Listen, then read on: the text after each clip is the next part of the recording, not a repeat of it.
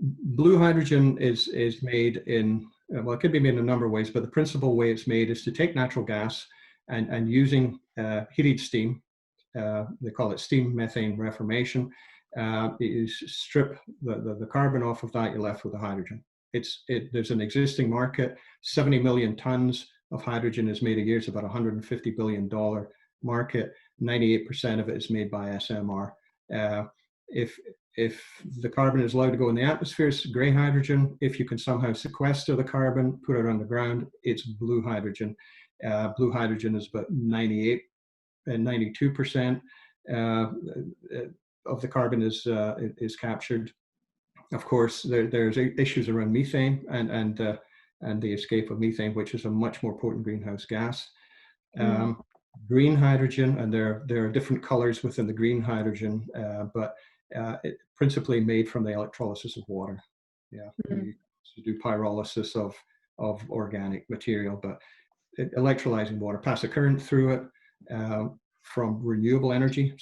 It could be hydro, could be solar, wind, etc., tidal, and you get hydrogen. The advantage of that is, it's, with the exception of the build out of the equipment, it's a zero emission and zero carbon.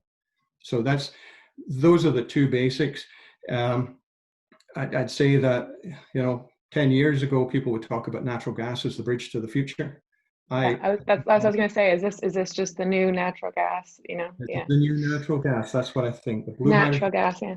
Blue hydrogen is somewhat of a bridge, quite a short bridge actually, and it might get shorter, especially in Europe. It might not even be a bridge at all, but it is the new bridge to the future, because it will, in the initial phase, help build out the infrastructure and awaken people to the possibilities. And if you can sequester the carbon cheaply, as they're doing in Scotland. I could give you an example. Look up the Acorn project run by Pale Blue Dot, and there are existing wells there where they're making hydrogen and sequestering the carbon in these existing oil and gas wells, or former oil and gas wells.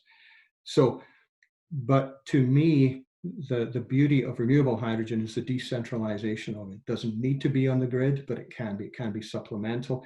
It could be a wonderful thing if you're up in remote regions where you're not on the electricity grid, where you want energy independence, potentially in the future for First Nations, where energy is the nexus of everything they choose to do, and real energy sovereignty starts with being self-contained.